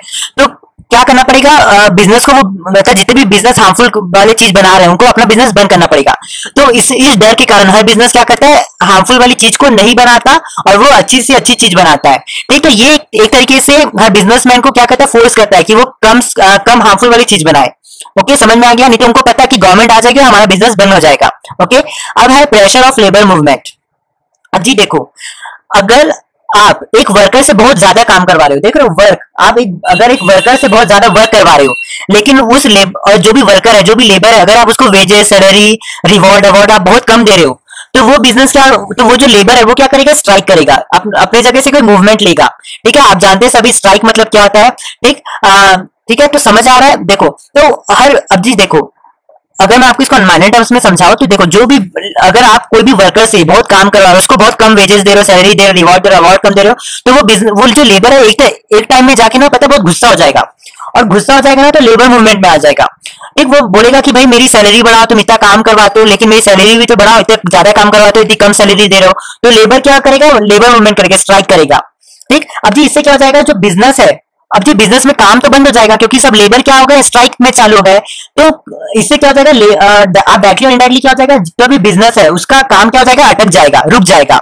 लेकिन अगर आप लेबर की बात तभी नहीं मानोगे, तो लेबर क्या कर देंगे, छोड़ देंगे बिजनेस को, आपके बिजनेस को छोड़ देंगे। अब जी आपके बिजनेस को छोड़ देंगे तो देख लो, आप, अब आपके लेबर ही नहीं रहेंगे तो यार आपका बिजनेस को चलाएगा कौन, है ना। ये तो मेन एसेट्स है, labours are main assets for your business. अगर लेबर्स ही छोड़ देंगे तो आपका बिजनेस कैसे चलेगा। चलो मान लो कि अगर आपके बिजनेस में मशीन्स भी है, बहुत सी मशीन्स भी है, टेक्नोलॉजीज भी है, बट स्टिल टेक्नोलॉजी को चलाने के लिए भी तो लेबर की जरूरत पड़ती है। तो labour is very important. Okay, so her businessman को क्या करना पड़ता है, हमेशा ध्यान में रखना पड़ता है कि जो उसके अंडर काम करे, एम्प्लॉइज काम कर रहे हैं, एम्प्लॉइज को ऑब्जेक्टिव को भी वो फुलफिल करे। तो हर ऑर्गेनाइजेशन को क्या करना पड़ता है, लेबर मूवमेंट से बचने के लिए हर बिजनेस को, लेबर्स को भी खुश रखना पड़ता है। तो वो खुश तभी रख पाएंगे जब वो लेबर को अच्छी पैसा देंगे, अच्छी सैलरी देंगे। वो जब कुछ करते हैं तो उनको रिवॉर्ड देंगे, अवार्ड देंगे। ठीक, तो ये सारी चीजों में क्या होता है, हर बिजनेसमैन का बिजनेस जो है, जिससे लेबर भी खुश हो जाते हैं, स्ट्राइक नहीं करते। तो एक तरीके से आप यहाँ पर देखोगे कि जो बिजनेसमैन है, अगर अगर जो भी बिजनेसमैन के अंदर जितने भी लेबर, अगर वो मूवमेंट में आ जाएगा तो काम बंद हो जाएगा, है ना। तो ये चीज के डर के कारण जो बिजनेसमैन है वो क्या करता है, लेबर्स की सैलरी वैलरी को अच्छे से इंक्रीज कर देता है कि लेबर मूवमेंट, जितने भी वर्कर्स है वो लेबर मूवमेंट ना कर दे, है ना। तो ये एक तरीके का प्रेशर होता है जो हर बिजनेसमैन को ड्यूटी बना देता है कि उन्हें सोशल रिस्पॉन्सिबिलिटी को फुलफिल करना पड़ता है। ओके, अब जो थर्ड पॉइंट है वो इम्पैक्ट ऑफ कंज्यूमर कॉन्सिक्वेंसनेस। अब जी इसका मतलब क्या है, अब जी इम्पैक्ट ऑफ कंज्यूमर कॉन्शियसनेस ये कहता है कि देखो, आजकल ना लोग जो है, लोगों को बहुत से राइट्स के बारे में पता चल गई है। जितने भी आजकल आप कस्टमर्स देखोगे ना, आप देखते होंगे न्यूज़पेपर में, टीवी में, रेडियो में, मोबाइल में, हर जगह गवर्नमेंट बताती है कि जो भी लोग हैं उनकी ये राइट्स है, उनकी ये ड्यूटी है। अगर उनके साथ कुछ गलत होता है तो वो यहाँ पर जाके कंप्लेन कर सकता है। इसके साथ आप ये भी जानते होंगे कि जैसे मैं अगर आपको एग्जांपल बताऊं कि गवर्नमेंट आजकल बोलती है कि जो भी लोग बिलो पॉवर्टी लाइन है, मतलब जो भी लोग गरीबी रेखा से भी नीचे आते हैं, तो वो लोगों को एक स्पेशल कार्ड दिया गया है, जिसकी कार्ड की हेल्प से वो बहुत कम प्राइस में अपने लिए खाना वाना ले सकता है, ठीक, चावल वाला ले सकता है। तो ये सभी चीज हर कस्टमर्स को पता चल गया। तो मतलब आजकल कस्टमर्स क्या हो गए, बहुत इंटेलिजेंट हो गए, ठीक, उनको बहुत सारी नॉलेज मिल गई है। जैसे न्यूज़पेपर पढ़ के, टीवी के थ्रू, रेडियो के थ्रू, मोबाइल के थ्रू उनको बहुत सारी नॉलेज हो गई है। ठीक, तो अगर आज भी अगर जो भी बिजनेसमैन अगर इन कस्टमर्स को उल्लू बना देता है, ठीक, बेवकूफ बना देता है, तो हर कस्टमर्स को पता है कि उनकी राइट्स क्या है। वो हर बिजनेसमैन के अगेंस्ट क्या कर सकता है, लीगल एक्शन ले सकता है। तो हर बिजनेसमैन क्या करता है, आज के जमाने में हर कस्टमर्स को उल्लू बनाते ही नहीं है। मतलब हर कस्टमर्स की जो जो जरूरतें हैं, ये सारी जरूरतें वो उनको दे देता है, ठीक है, बिना भी उनको हार्म किए, बिना उनको उल्लू बनाए, बहुत अच्छी चीजों में वो दे देता है। ठीक है, तो ये एक तरीके से फोर्स करता है बिजनेसमैन को कि वो सोशल रिस्पॉन्सिबिलिटी को अच्छे से निभाए। तो यही है इम्पैक्ट ऑफ कंज्यूमर कॉन्शियसनेस का मतलब जो कस्टमर्स है वो क्या एकदम कॉन्शियस हो गया, मतलब एकदम उनको पता चल गया यार, कोई भी राइट, अगर उनको कोई उल्लू भी बना दे, कोई बिजनेस में उल्लू भी बना देगा तो उनको पता है कि हाँ उन्हें कहाँ जाना है। ठीक, तो यही डर के कारण हर बिजनेसमैन क्या कर रहा है, अपना काम अच्छे से कर रहा है। अब जी जो नेक्स्ट पॉइंट है वो है हमारे पास development of social standard for business. अब जी देखो, अब जो भी बिजनेस, हर बंदे का जितने भी सोसाइटी में स्टैंडर्ड्स, जो भी, जैसे अगर आप अपने एम्प्लॉइज की सैलरी बढ़ा दोगे ना, तो वो क्या करेंगे, उनकी इनकम बढ़ जाएगी, इनकम बढ़ जाएगी तो वो नए नए सामान खरीदेंगे, नए नए सामान खरीदेंगे तो उनका स्टैंडर्ड जो है बढ़ जाएगा। तो जो भी बिजनेस लोगों का स्टैंडर्ड बढ़ा देता है, तो लोगों के सामने, गवर्नमेंट के सामने उसका क्या हो जाता है, इमेज अच्छा हो जाता है, जिसके कारण वो बिजनेस क्या करता है, ज्यादा से ज्यादा रन करता है, प्रॉफिट करता है। ठीक, तो जो भी बिजनेस ज्यादा से ज्यादा स्टैंडर्ड प्रोवाइड करता है, ठीक, तो उनका प्रॉफिट जो है ज्यादा से ज्यादा बढ़ जाता है। तो हर बिजनेसमैन की ड्यूटी रहती है कि वो सोशल रिस्पॉन्सिबिलिटी इसलिए करता है कि उनको पता है कि अगर वो स्टैंडर्ड बढ़ाएगा तो उसका प्रॉफिट हो जाएगा। तो यही है development of social standard for business का मतलब। ठीक, अब जी जो नेक्स्ट पॉइंट है वो है ये जो तीनों पॉइंट आप देख रहे हैं ना, ये तीनों पॉइंट का एक ही मीनिंग है। Okay, development of business education, relationship between social interest and business interest, development of professional manager classes. अब जी देखो, अब देखो, अब हर बिजनेसमैन की ड्यूटी क्या रहती है कि वो सोशल रिस्पॉन्सिबिलिटी दे। अब जी वो क्या करे, ज्यादा से ज्यादा लोगों को एजुकेट करे, राइट। आपको पता है कि आजकल के जितने भी लोग हैं वो क्या हो गया, एजुकेट हो गया। मैंने आपको अभी बताया कि उनको न्यूज़पेपर के थ्रू, टीवी के थ्रू, रेडियो के थ्रू, मोबाइल के थ्रू अपने राइट्स के बारे में पता चल रहा है। तो लोग क्या हो रहे हैं, एजुकेट हो रहे हैं, उनको अपने राइट्स के बारे में पता चल रहा है ना। तो इससे क्या हो गया, आज का जितने भी बिजनेसमैन है वो डर गए हैं। उन्हें पता है कि अब यार, अब लोगों को उल्लू बनाएंगे ना तो पक्का लोग हमारे अगेंस्ट कुछ भी एक्शन ले लेंगे और हम फंस जाएंगे। इसलिए आजकल ना लोग क्या करते हैं, प्रॉफिट अर्न करने के साथ साथ सोशल ऑब्जेक्टिव को भी ध्यान में रखते हैं, राइट। तो ये जो टॉपिक का हमने इसमें यही सीखा कि एक बिजनेसमैन की ड्यूटी, मतलब एक बिजनेसमैन का ऐसा क्या प्रेशर, एक ऐसा क्या प्रेशर आ जाता है कि उन्हें सोशल रिस्पॉन्सिबिलिटी करना पड़ता है। तो सबसे पहले थ्रेट ऑफ पब्लिक रेगुलेशन। अगर उनको पता है कि अगर वो गंदा चीज बेचेंगे, मतलब एडल्ट्रेशन, मिलावटी वाला खाना बेचेंगे या फिर कोई भी हार्मफुल चीज बेचेंगे, तो गवर्नमेंट आ जाएगी और बोलेगी अपना बिजनेस बंद कर दो। तो इसके कारण वो डर जाएंगे तो उनका बिजनेस बंद हो जाएगा, राइट। मतलब गवर्नमेंट आ जाएगी बीच में, बोलेगी तुम अपना बिजनेस बंद करो। तो अब इससे क्या हो जाएगा, उनको डर लग जाता है। इसलिए वो क्या कहते हैं, कभी हार्मफुल चीज बेचते ही नहीं, अच्छी से अच्छी चीज बेचते हैं। तो ये क्या कहते हैं, सोशल रिस्पॉन्सिबिलिटी को फुलफिल करता है। अब प्रेशर ऑफ लेबर मूवमेंट। अब जी उनको, हर बिजनेसमैन को पता है कि, हर बिजनेस को पता है कि अगर वो लेबर को जितना काम करवाता है, अगर उसके हिसाब से उनको सैलरी नहीं दे तो लेबर क्या कर जाएंगे, लेबर मूवमेंट कर देंगे या फिर लेबर छोड़ के चले जाएंगे। अब लेबर छोड़ के चले जाएंगे तो बिजनेस को चलाने वाला कोई नहीं है। अब चलाने वाला कोई नहीं है तो बिजनेस बंद हो सकता है। तो ये क्या कहता है, हर बिजनेस पे डर ला देता है। तो हर बिजनेस भी क्या होता है, डर जाता है। उनको भी पता है यार कि अगर लेबर के साथ हम लोग पंगा लेंगे तो लेबर ये सब चीज कर देंगे जिसके कारण हमारा बिजनेस रुक जाएगा, है ना। तो इसके कारण भी क्या कहते हैं, सोशल रिस्पॉन्सिबिलिटी को करते हैं। अब जी इम्पैक्ट ऑफ कंज्यूमर। अब जी मैंने अभी आपको बताया कि बिजनेसमैन को भी पता है कि लोगों को आजकल न्यूज़पेपर, टीवी, रेडियो, मोबाइल के थ्रू अपने राइट्स के बारे में पता चल गया है। तो अगर कस्टमर्स को उल्लू भी बना देंगे तो कस्टमर्स क्या करेंगे, हमारे अगेंस्ट कोई एक्शन ले लेंगे जिससे हमारा बिजनेस बंद हो सकता है। तो इस डर के कारण क्या करते हैं, वो सोशल रिस्पॉन्सिबिलिटी को अच्छे से फुलफिल करता है। अब जी जो ये जो पॉइंट है, development of social standard for business. Her businessman को पता है कि वो स्टैंडर्ड को इंप्रूव करेंगे तो डायरेक्टली और इनडायरेक्टली उनका बिजनेस का जो इमेज है वो इंप्रूव होगा और उनका ज्यादा से ज्यादा प्रॉफिट होगा। तो ये क्या करता है, एक तरीके से उनको प्रेशर करता है कि लोगों को ज्यादा से ज्यादा उनका स्टैंडर्ड दे, ज्यादा से ज्यादा लोगों को पैसा दे, ज्यादा से ज्यादा लोगों को जॉब दे, जिससे वो लोगों के सामने गवर्नमेंट के सामने उसका इमेज बढ़ेगा और वो ज्यादा से ज्यादा प्रॉफिट कमा पाएगा। ठीक, तो ये भी क्या करता है, गवर्नमेंट के मतलब एक तरीके से बिजनेस को प्रेशर करता है कि वो सोशल रिस्पॉन्सिबिलिटी को अच्छे से फुलफिल करे। अब जी इसका भी मतलब मैंने आपको अभी बता दिया। तो यही सारी बातें थी रियलिटी और सोशल रिस्पॉन्सिबिलिटी में जो मुझे आपको समझानी थी। ठीक है, तो होपफुली आप सभी समझ गए होंगे। अब जी एग्जाम्स में भी आपको क्या करना है, ये जो मैंने लिखा है वो लिखना है और आपको इसी डब्बे को क्या करना है, एक्सप्लेन करना है। आप सभी कर लेंगे। ठीक, तो इसी के साथ मैं चलता हूँ और होप करता हूँ कि आप सभी को लेक्चर्स अच्छी लग रही होगी तो इसे लाइक कीजिए, सब्सक्राइब कीजिए, शेयर कीजिए, क्योंकि मैं एकदम जल्दी भग रहा हूँ आप सभी के कारण। आप सभी मुझे बोल रहे हैं कि मुझे जल्दी से जल्दी लेक्चर चाहिए क्योंकि एग्जाम्स 1 ईयर है, तो मैं भी जल्दी से जल्दी लेक्चर्स प्रोवाइड कर रहा हूँ आप सभी को। चलिए bye, enjoy, take care, cheers. So आज का जो लेक्चर होगा वो होगा social responsibility towards different interest groups. इस लेक्चर में हम ये पढ़ने वाले हैं कि एक बिजनेसमैन को कंज्यूमर्स को क्या क्या चीज़ देनी चाहिए, एक एम्प्लॉयज़ को क्या क्या चीज़ देनी चाहिए, गवर्नमेंट को कौन कौन सी चीज़ देनी चाहिए, और एक ओनर्स को कौन कौन सी चीज़ देनी चाहिए, कम्युनिटीज़ को कौन कौन सी चीज़ देनी चाहिए, सप्लायर्स को कौन कौन सी चीज़ देनी चाहिए, जिससे हर बिजनेसमैन अपना सोशल रिस्पॉन्सिबिलिटी को अच्छे से फुलफिल कर पाए और जिससे एक बिजनेसमैन अच्छे से अच्छा प्रॉफिट अर्न कर पाए, है ना। तो मतलब इसमें हम लोग यही लेक्चर्स में देखेंगे कि हर बिजनेसमैन को कस्टमर्स को क्या क्या चीज़ देनी चाहिए, एम्प्लॉयज़ को, एक गवर्नमेंट और इन सभी लोगों को ऐसी कौन कौन सी चीज़ प्रोवाइड करनी चाहिए जिससे लोग बहुत खुश हो जाए, जिससे एक बिजनेस अच्छा से अच्छा अपनी सोशल रिस्पॉन्सिबिलिटी को फुलफिल कर पाए और वो अपना प्रॉफिट को इंक्रीज कर पाए, है ना। तो सबसे पहला है कस्टमर्स। मतलब कस्टमर्स को, हर बिजनेसमैन के कस्टमर्स को क्या क्या चीज़ें प्रोवाइड करनी चाहिए जिससे हर कस्टमर्स बिजनेस से खुश हो जाए और हर कस्टमर्स उस बिजनेस से प्रोडक्ट खरीदे जिससे कि हर वो बिजनेस ज़्यादा से ज़्यादा प्रॉफिट कमा पाए। तो आइए जानते हैं कि हमें ऐसी कौन कौन सी चीज़ों को ध्यान में रखना पड़ेगा। तो सबसे पहला चीज़ है क्वालिटी स्टैंडर्ड। देखो, हर बिजनेस को क्या करना पड़ेगा, अच्छी क्वालिटी का सामान देना पड़ेगा। हर बिजनेस को क्या करना पड़ेगा, रेगुलर सप्लाई, जो भी वो सामान बेच रहा है उसको रेगुलर बेचना पड़ेगा। अब जी जो भी बिजनेस है वो क्या करना पड़ेगा, उसको कस्टमर्स को एजुकेट करना पड़ेगा कि जो भी वो प्रोडक्ट बना रहा है उसे यूज़ कैसे करना है, उसे ऑपरेट कैसे करना है। अब जी जो भी बिजनेसमैन है वो क्या, उससे क्या करना पड़ेगा, फेयर ट्रेड करना पड़ेगा। मतलब अच्छे तरीके से, अच्छे वे से, बिना हार्मफुल और बिना कोई प्रॉब्लम के एकदम फेयर ट्रेड करना पड़ेगा। जो भी बिजनेसमैन जल्दी रिप्लाई करता है, मतलब जैसे आप जानते हैं ना कि कस्टमर्स को कभी कभी प्रॉब्लम हो जाती है तो कस्टमर्स क्या करेगा, सीधा जाके बिजनेसमैन को कॉल करेगा जो जहाँ से भी सामान लिया है।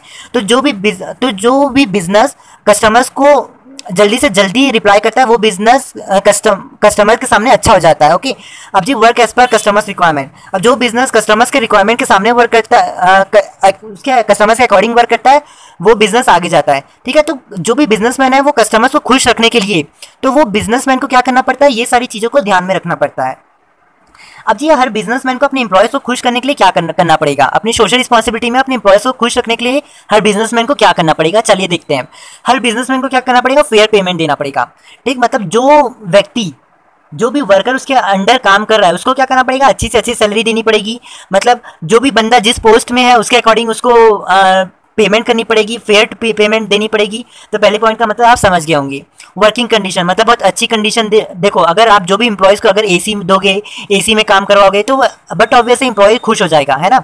तो हर बिजनेसमैन को क्या करना पड़ता है, अपने एम्प्लॉयज़ को खुश रखने के लिए ये सारी चीज़ें करनी पड़ती है। जैसे ग्रोथ एंड डेवलपमेंट, जो भी बिजनेसमैन अपने एम्प्लॉयज़ को अगर देखो, जो भी बिजनेसमैन अपने एम्प्लॉयज़ को अगर ग्रोथ एंड डेवलपमेंट के लिए भेजेगा, मतलब जो भी बिजनेसमैन अगर अपने एम्प्लॉय को ट्रेनिंग देगा, अब ट्रेनिंग देगा तो एम्प्लॉय क्या हो जाएगा, ट्रेन हो जाएगा। ट्रेन हो जाएगा तो एम्प्लॉय और अच्छा काम करेगा, अच्छा काम करेगा तो कंपनी क्या कर देगी, उसको प्रमोशन दे देगी। कंपनी प्रमोशन दे देगी तो उसकी इनकम बढ़ जाएगी, उसकी इनकम बढ़ जाएगी तो एक वर्कर का लिविंग स्टैंडर्ड बढ़ जाएगा, है ना। तो ग्रोथ एंड डेवलपमेंट में भी हर बिजनेसमैन को ध्यान रखना पड़ता है अपने एम्प्लॉयज़ को खुश करने के लिए। अब पीयर रिकॉग्निशन, अब जिसका मतलब क्या होता है, देखो जो भी बिजनेस है उसको क्या करना पड़ेगा, अपने एम्प्लॉय से पूछना पड़ेगा कि भाई तू बता मेरे बिजनेस में तुझे कहीं प्रॉब्लम हो रही है या नहीं हो रही है। ठीक, तुझे मेरे बिजनेस में क्या प्रॉब्लम है लग रही है, अगर तुझे प्रॉब्लम लग रही है तो तू मुझे बता कि ये प्रॉब्लम को हम कैसे सॉल्व कर पाए। तो ये सारी चीज़ें क्या आ जाती है पीयर रिकॉग्नाइजेशन में। और जो भी बिजनेस पीयर रिकॉग्नाइजेशन देता है वो भी एम्प्लॉय को क्या कर देता है, खुश कर देता है। इंसेंटिव, अब जी देखो सपोज इंसेंटिव मतलब होता है रिवॉर्ड और अवार्ड। देखो रिवॉर्ड मतलब पैसे से रिलेटेड। ठीक, अगर जो भी जैसे अगर मान लो आप एक कंपनी के एम्प्लॉय हो, ठीक, आपकी कंपनी ने एक नई प्रोडक्ट लॉन्च किया। अब कंपनी ने आपसे पूछा कि इस प्रोडक्ट को कैसे मार्केटिंग कर सकते हैं, कैसे लोगों को कैसे जल्दी से जल्दी इसकी सेल बढ़ा सकते हैं। ठीक, तो आपने क्या किया, अपनी कंपनी को एक अच्छा आइडिया दे दिया और आपकी कंपनी को आइडिया बहुत अच्छा लगा, तो कंपनी क्या करेगी, आपको एक अवार्ड या रिवॉर्ड में से कोई चीज़ देगी, तो उसे बोलते हैं हम इनिशिएटिव। ठीक, तो ये दो तरीके कर सकते हैं, रिवॉर्ड या फिर अवार्ड। रिवॉर्ड मतलब पैसे से रिलेटेड, आपको बोनस दे देगा, कमीशन दे देगा या फिर आपको एक्स्ट्रा पैसा दे देगा। अवार्ड मतलब आपको जैसे ट्रॉफी दे देगा, सर्टिफिकेट दे देगा। तो ये सारी चीज़ क्या करेगा, एक बिजनेस आप सभी को दे देगा कि आप एम्प्लॉयज़ को खुश रख पाए, जिससे एक बिजनेसमैन अपनी सोशल रिस्पॉन्सिबिलिटी को फुलफिल कर पाएगा। अब जी अब यहाँ पर अब यहाँ पर एक बिजनेसमैन को ऐसी कौन कौन सी चीज़ें करनी चाहिए जिससे वो गवर्नमेंट को खुश कर पाए। ठीक, तो हर बिजनेसमैन को क्या करनी चाहिए, जो गवर्नमेंट का जो रूल्स एंड रेगुलेशंस है उससे क्या करना हर बिजनेसमैन को फॉलो करना पड़ेगा, तभी जाके गवर्नमेंट को खुश रखेगा। अब जी जो भी बिजनेसमैन टैक्स को टाइम टू टाइम पे कर देता है वो गवर्नमेंट के सामने क्या हो जाता है, अच्छा हो जाता है। जो भी बिजनेसमैन क्या करता है, सोशल प्रॉब्लम को सॉल्व करता है। जैसे गवर्नमेंट की प्रॉब्लम क्या है अभी, जैसे गवर्नमेंट की ये प्रॉब्लम है कि आजकल लोगों के पास पैसा नहीं है, लोगों के पास नौकरी नहीं है। तो जो भी बिजनेसमैन अगर आज की दुनिया में अगर लोगों को पैसा देगा, ज़्यादा से ज़्यादा पैसा कैसे देगा, मतलब लोगों को जॉब देगा तो वहाँ पे जॉब में पैसा देगा, उसको पैसा देगा तो लोग अपना लिविंग स्टैंडर्ड बढ़ाएंगे। तो इससे क्या हो जाएगा, गवर्नमेंट भी खुश हो जाएगी। ठीक, गवर्नमेंट भी बिजनेस से खुश हो जाएगी, बोलेगी गवर्नमेंट भी यार ये तो अच्छा बिजनेस है करके। ओके, आप समझ रहे होंगे कि मैं क्या कहना चाह रहा हूँ। अब है कोऑपरेटिव। अब जी इसका मतलब क्या, जी जो भी बिजनेस अगर गवर्नमेंट की हेल्प करते हैं कोई, ठीक है, डोनेशन में या फिर किसी में भी, तो वो क्या कहते हैं, डायरेक्टली और इनडायरेक्टली गवर्नमेंट की हेल्प करते हैं, जिससे गवर्नमेंट खुश हो जाती है, जिससे ना डायरेक्टली और इनडायरेक्टली गवर्नमेंट मतलब बिजनेस को ही फायदा हो जाता है। ठीक, अगर आप कस्टमर्स को खुश रखोगे तो कस्टमर्स आपसे ज़्यादा सामान डिमांड करेंगे, ज़्यादा से ज़्यादा चीज़ आपको बोलेंगे कि ये दो वो दो। ठीक, अगर आप क्वालिटी अच्छी दोगे, आप अच्छे से लोगों को सप्लाई करोगे, ये करोगे जो मैंने आपको बताया, तो इससे कस्टमर्स भी खुश हो जाएगा और वो आपसे ज़्यादा चीज़ आपकी बिजनेस से खरीदेगा, जिससे आपका सेल बढ़ जाएगा, सेल बढ़ेगा तो प्रॉफिट बढ़ जाएगा। एम्प्लॉयज़ को खुश रखेगा तो एम्प्लॉय खुश हो जाएगा, तो वो ज़्यादा से ज़्यादा आपकी इसमें नौकरी करेगा, ज़्यादा से ज़्यादा टाइम आपकी बिजनेस में लगाएगा। ठीक, तो इससे डायरेक्टली और इनडायरेक्टली आपका ही फायदा है। गवर्नमेंट का अगर आप साथ दोगे तो गवर्नमेंट भी आपको टैक्स कम कर देगी, ये सब कम कर देगी। तो ये सारी चीज़ें बिजनेसमैन को भी डायरेक्टली और इनडायरेक्टली फायदा हो जाता है अगर वो सोशल रिस्पॉन्सिबिलिटी में डिफरेंट इंटरेस्ट ग्रुप की हेल्प करे। डिफरेंट इंटरेस्ट ग्रुप मतलब ये सारी चीज़ें। ओके, अब हमारे पास है ओनर्स। अब जी ओनर्स, इन्वेस्टर, शेयर होल्डर्स एक तरीके के ओनर्स ही होते हैं, ओके, बिजनेस के। अब जी अगर आप जितने भी ओनर्स हैं उनको आप सेफ्टी दोगे, ठीक, तो ओनर्स खुश हो जाएंगे। देखो शेयर होल्डर्स में क्या रहता है, ये एक तरीके का सट्टा होता है जिसमें आपको पैसा फायदा हो भी सकता है, नहीं भी हो सकता है। और जो भी बिजनेस अपने शेयर होल्डर को बोल देगा अगर तुम मेरे कंपनी में पैसा लगाओगे तो आपको फायदा होगा, आप एक तरह से अपने शेयर होल्डर को सेफ्टी दे दोगे, तो वो खुश हो जाएगा और वो बोलेगा आपके साथ काम करने के लिए रेडी हो जाएगा। आप फेयर रिटर्न इन्वेस्टमेंट, अब जी जो भी आपने पैसा लगा, अब जी जो भी ओनर आपकी कंपनी में पैसा लगाता है, अगर आप उसको अच्छी पेमेंट करोगे, फेयर रिटर्न्स दोगे, तो वो क्या हो जाएगा, खुश हो जाएगा, जिससे आप सोशल रिस्पॉन्सिबिलिटी को फुलफिल कर पाओगे। प्रॉपर इन्फॉर्मेशन, ठीक, अगर आप जितने भी ओनर्स और शेयर होल्डर्स अगर उनका पक्का पक्का बताओगे कि भाई अच्छी से अच्छी इन्फॉर्मेशन दोगे कि ये सब चीज़ें ऐसी ऐसी होगी, तो वो बट ऑब्वियसली खुश हो जाएगा। अगर आप बोलोगे कि तुम हमारे यहाँ पर अगर पैसा लगाओगे तो इससे तुम्हारा बहुत फ़ायदा है, तुम्हारा इतना प्रॉफिट है, तुम्हारा नुकसान कहीं नहीं है, तो अगर आप उसे हर बिजनेस जब भी अपने ओनर्स को ये प्रॉपर इन्फॉर्मेशन देता है ना, तो इससे ओनर्स भी खुश हो जाता है, ठीक है, जिससे आपका सोशल रिस्पॉन्सिबिलिटी अच्छा हो जाता है हर बिजनेस का। अब जी प्रॉपर यूटिलाइजेशन ऑफ रिसोर्सेज, अब जी अगर आप ना जितने भी ओनर्स हैं, अगर आप ओनर्स को खुश रखोगे तो ओनर्स क्या करेंगे, आप पे ज़्यादा से ज़्यादा पैसा लगाएंगे आपके बिजनेस में, तो क्या हो जाएगा, आपकी जो रिसोर्सेज की यूटिलाइजेशन है वो बहुत अच्छी हो जाएगी। अब जो लास्ट पॉइंट है वो है पीयर रिकॉग्निशन। मैंने आपको अभी बताया पीयर रिकॉग्निशन मतलब होता है जब आप शेयर होल्डर्स ओनर्स को जब आप डिसीजंस में इन्वॉल्व करोगे तो वो बट ऑब्वियस है खुश हो जाएंगे। तो मतलब अगर आप बिजनेसमैन हो और आप अपने बिजनेस में अपने ओनर्स या इन्वेस्टर या शेयर होल्डर को ये सारी चीज़ें देते हो, तो वो क्या हो जाएंगे, खुश हो जाएंगे और आपके साथ काम करेंगे, जिससे आप सोशल रिस्पॉन्सिबिलिटी को फुलफिल कर पाओगे, जिससे आपका डायरेक्टली और इनडायरेक्टली आपका ही प्रॉफिट है।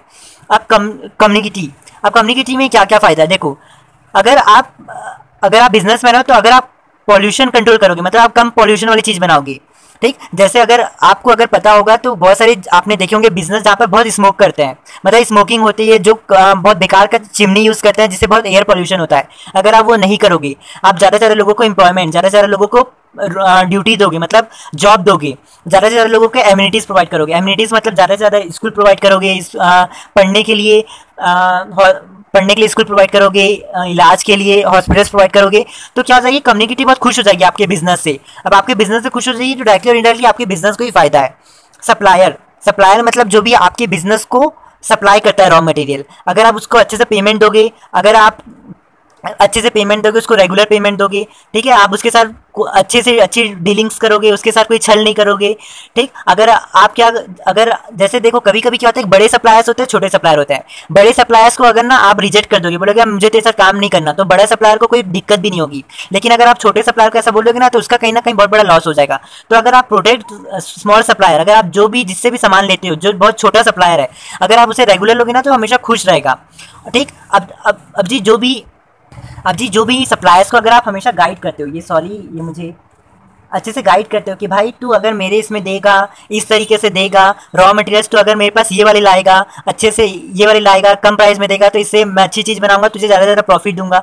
तो मतलब ये सारी चीज़ें अगर आप देते हो ना तो सप्लायर खुश हो जाएगा, ठीक। तो हर बिजनेसमैन का हमेशा एम क्या रहता है कि उससे कंज्यूमर्स, एम्प्लॉयज़ और गवर्नमेंट, ओनर्स, कम्युनिटी और सप्लायर्स को हमेशा खुश रखेगा। अगर वो खुश रखेगा ना तो डायरेक्टली और इनडायरेक्टली क्या हो जाएंगे, ये जितने भी इंटरेस्ट ग्रुप है, ये कंज्यूमर्स, एम्प्लॉयज, गवर्नमेंट, ये सभी क्या हो जाएंगे, बिजनेस से खुश हो जाएंगे, डायरेक्टली और इनडायरेक्टली बिजनेस का ही फायदा है, ठीक। तो यही था आज के टॉपिक में social responsibility towards different intergroup. Sorry मुझे बहुत जल्दी जाना पड़ रहा है क्योंकि आपके एग्जाम्स बहुत पास हैं, तो इसके हिसाब से मुझे बहुत स्पीड को इंक्रीज करनी पड़ी है, ओके। होपफुली आप समझ पा रहे होंगे। इस टॉपिक में हमें यही पढ़ना था कि हम अलग अलग लोगों को, जैसे कस्टमर्स, एम्प्लॉयज और भी गवर्नमेंट, इन्हें कैसे खुश कर पाए जिससे ये हमारे बिजनेस को फायदा करे। का जो टॉपिक है वो है बिजनेस एंड एनवायरमेंट प्रोटेक्शन का, ठीक। तो ये जो टॉपिक है ये अगेन बहुत इजी टॉपिक है क्योंकि ये सारी चीजें आपने बचपन से ही पढ़ते आ रहे हो, ओके। सो ज्यादा आप लोग को डिफिकल्टी नहीं होगी इस टॉपिक्स में। ये जो पार्ट है ये है social responsibility of business and business ethics का, जहां पर एक टॉपिक है बिजनेस एंड एनवायरमेंट प्रोटेक्शन जो आपकी बुक में दिया गया है। तो आज हम लोग इस टॉपिकों के बारे में डिस्कस करेंगे। सबसे पहली चीज मैं आपको एक मोटी मोटी बात बता दूं कि यहाँ पर हम लोग ये सारी बातें डिस्कस करेंगे कि कैसे एक बिजनेसमैन हमारे एनवायरनमेंट को नुकसान पहुंचाता है, कैसे एक बिजनेसमैन अपने तरफ से ऐसी कौन कौन सी एक्टिविटी लेता है, मतलब कौन कौन सी एक्टिविटी करता है जिससे हमारा जो पॉल्यूशन है वो क्या हो जाए, कम हो जाए, ओके। तो ये सारी चीजें हैं, बहुत ब्रॉड है, लेकिन अभी आपको एक ऊपर से मैं बता रहा हूं। तो ये सारी चीजें हम लोग को इस टॉपिक्स में पढ़नी है। बेसिकली जो टॉपिक है ये पूरा एनवायरनमेंट से रिलेटेड है, ओके। तो जैसी जैसी हम लोग आगे बढ़ते जाएंगे तो मैं और आपको डीपली में बताते जाऊंगा। बट आप सभी को एक चीज यहाँ पर याद रखनी है कि जो बिजनेस एंड एनवायरनमेंट प्रोटेक्शन है उसके 4 पार्ट्स हैं, जैसा कि आपकी बुक में दिया गया है। सबसे पहला है causes of environment pollution, need for pollution control, ways of pollution control और role of business in environmental and protection, right, environmental protection. So ये जो जितने भी टॉपिक्स है ये टॉपिक्स हम एक के बाद एक डिस्कस करते जाएंगे। तो आज के लेक्चर्स में जितना ज्यादा हो पाए हम लोग उतने ज्यादा आगे बढ़ते जाएंगे, ओके। तो सबसे पहला है कॉजेस ऑफ एनवायरनमेंट पॉल्यूशन जिसे हमें डिस्कस करना है। ठीक, तो आज हम क्या करेंगे, ये वाला टॉपिक डिस्कस करेंगे। तो चलिए ये वाले टॉपिक को देखते हैं। सो अब जानते हैं कॉजेस ऑफ एनवायरमेंट पॉल्यूशन के बारे में, राइट। तो इस टॉपिक को पढ़ाने से पहले कि आखिर ये टॉपिक में हमें क्या पढ़ना है, इसको पढ़ाने से पहले मैं आपको एक चीज बताना चाहूंगा कि एनवायरमेंट के अंदर हम तीन मेजर चीजें लेते हैं, एयर, वाटर एंड लैंड। ये चीज मुझे आपको बतानी थी। अब दूसरी बात इस टॉपिक को चालू करने से पहले कि पॉल्यूशन का मतलब क्या होता है। देखो, जो भी आप हार्मफुल सब्सटेंस जो आप एनवायरमेंट में डालते हो, एनवायरमेंट मतलब वही एयर, वाटर एंड लैंड, जिससे पॉल्यूशन क्या होता है, बढ़ता है, उसे हम पॉल्यूशन कहते हैं। मतलब जैसे फॉर एग्जांपल आपने देखा होगा जरूर कि रूरल एरियाज में, बेसिकली अर्बन एरियाज में उतना नहीं, जैसे विलेजेस, बहुत सारे अंडर डेवलप्ड एरियाज, सो वहां पर क्या होता है, जो वहां के पीपल होते हैं बेसिकली, सो वो क्या करते हैं कि जितने भी रिवर्स और जितने भी लेक्स हैं वहां पर क्या करते हैं, बेसिकली रिवर्स में अपनी जो भी काव, मतलब जो भी उनके पास भैंस या गाय रहती है, सो आपने मूवीज में जरूर देखा होगा, वो क्या करते हैं, वही रिवर में उन्हें दुला देते हैं, राइट। सो उससे क्या हो जाता है, पॉल्यूशन हो जाता है। एक वाटर पॉल्यूशन हो जाता है ना, वो क्या करते हैं, वाटर की गंदगी कर देते हैं। मतलब मैं ओवरऑल कह सकता हूँ कि वो भी क्या कर रहे हैं, एनवायरमेंट पॉल्यूशन कर रहे हैं। सो ऐसी बहुत सारे हार्मफुल सब्सटेंसेस होते हैं जो हमारे एनवायरमेंट को नुकसान पहुंचाते हैं, ठीक। सो अगर मैं आपको पॉल्यूशन की मीनिंग, इसके मीनिंग से बताऊं, तो आपको बेसिकली समझ में आ जाएगा। इंजेक्शन मतलब होता है डालना, ठीक। इंजेक्शन मतलब अगर मैं आपको हिंदी में बताऊं इसकी माइनर लैंग्वेज, तो इसका मतलब है डालना। अब वो मुझे नहीं पता कि मैंने हिंदी में उसे सही लिखा है कि नहीं, बट शायद मैंने डिक्शनरी में देखा था तो इसका ये ऐसे ही दिखा रहा था, तो शायद डालना, इंजेक्शन का मतलब डालना, ठीक। यहाँ पर सो जब भी आप कुछ हार्मफुल चीजें, हार्मफुल सब्सटेंसेस आप जब एनवायरमेंट में डालते हो, उसे हम पॉल्यूशन कहते हैं, ठीक। सो यही चीज मैंने लिखा है, injection of harmful substances into the environment is called pollution. इतनी बातें आप सभी को समझ में आ गई। अब बेसिकली हम आते हैं कि इस टॉपिक में हम पढ़ेंगे क्या। देखो, इस टॉपिक में हम ये जानेंगे कॉजेस ऑफ एनवायरमेंटल पॉल्यूशन में हम ये जानेंगे कि ऐसे कौन कौन से कारण है, ऐसे कॉज मतलब होता है कारण, ऐसे कौन कौन से कारण है जिससे एनवायरमेंट पॉल्यूशन बढ़ता है। क्या होता है, बढ़ता है। जैसे मैंने यहाँ पर ऊपर एरो बना दिया, मतलब बढ़ता है, ठीक। तो इस टॉपिक में बेसिकली हम यही पढ़ने वाले हैं कि ऐसे कौन कौन से कारण होते हैं जिससे एनवायरमेंट पॉल्यूशन बढ़ता है, राइट। तो चलिए इसके बारे में और चर्चा करते हैं। देखो, सबसे पहले यहाँ पर कॉज आता है एयर पॉल्यूशन। सबसे पहला कॉज क्या आता है हमारे पास, air pollution. So air pollution क्या होता है, इसे जानने से पहले मैं आप सभी को एक राज की बात बताता हूँ जो आपको बहुत हेल्पफुल रहेगी। अगर आपको एयर पॉल्यूशन का मीनिंग पूछे, तो जो मैंने यहाँ पर आपको पॉल्यूशन का मीनिंग बताया ना, यहाँ से लेकर इंजेक्शन से लेकर एनवायरमेंट तक, तो वो सारी चीजें आपको लिख देनी है। लेकिन यहाँ पर क्या करना है आपको, जो एनवायरमेंट की जगह क्या करना है, एनवायरमेंट का जो जगह है, इसको एनवायरमेंट की जगह को काट के आपको क्या लिखना है, एयर या फिर एटमॉस्फेयर भी लिख सकते हो, ठीक। तो ये एयर पॉल्यूशन की मीनिंग बन जाएगी।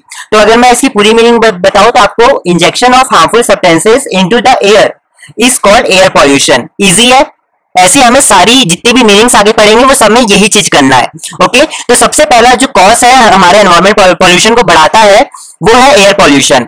अब ये एयर पॉल्यूशन क्या होता है, देखो, जब भी कोई भी, जैसे फॉर एग्जांपल अगर मैं आपको एग्जांपल से समझाऊं, जब आप कार चलाते हैं, कोई भी व्हीकल चलाते हैं, सो उससे जो स्मोक निकलता है, वो क्या होता है, हमारी जो प्योर एयर है सराउंडिंग्स में, वहां पर क्या हो जाता है, स्मोक और जो प्योर एयर है वो क्या हो जाता है, आपस में मिल जाता है, जिससे जो एयर है वो क्या हो जाता है, पॉल्यूट हो जाता है। वैसे ही आपने देखा होगा कि जितनी भी इंडस्ट्रीज होती है, जितनी भी इंडस्ट्रीज, वहां से भी क्या होता है, स्मोक्स निकलते हैं। और ये स्मोक क्या होता है, जो हमारी शुद्ध, जो एकदम प्योर एयर है, उसके साथ जाके मिक्स हो जाता है। तो क्या हो जाता है, हमारा जो एयर, जो प्योर एयर है, प्योर एयर है, वो क्या हो जाता है, ये स्मोक से मिल जाता है, जिससे क्या बन जाता है, जो स्मोक, जो आप मतलब जो प्योर एयर है, जो शुद्ध एयर है, और जब स्मोक आपस में मिल जाता है, स्मोक डस्ट, तो ये क्या हो जाता है, पॉल्यूशन हो जाता है, मतलब एयर पॉल्यूशन हो जाता है, ओके। मतलब शुद्ध एयर जब कोई गंदी डस्ट या फिर स्मोक के साथ मिल जाती है, तो हम उसे एयर पॉल्यूशन कहते हैं, राइट। इसकी मीनिंग और इसका आपको समझ में आएगा कि कंसेप्ट क्या है। तो एग्जांपल में भी अगर आपको पूछा जाएगा कि, तो आप इसका दे सकते हो, जब इंडस्ट्री से स्मोक निकलता है और वो जाके जब प्योर एयर से मिल जाता है, तो वो एयर पॉल्यूशन हो जाता है, राइट। तो ये सारी चीजें। अब मैं आपको मेन चीज बता दूं कि जो आपको एग्जाम्स के पॉइंट ऑफ व्यू से सबसे ज्यादा याद रखना है, देखो, जब एयर पॉल्यूशन होता है ना, तो इससे क्या होता है, तो एयर पॉल्यूशन से ना, जो प्योर एयर है उसकी एयर क्वालिटी क्या हो जाती है, कम हो जाती है, और इससे क्या हो जाता है, जो ओजोन लेयर है उसमें होल हो जाता है। अब आप सभी जानते हो या ना जानते हो ओजोन लेयर, लेकिन मेरा फर्ज है तो मैं आप सभी को एक बार बता दूं कि क्या होता है।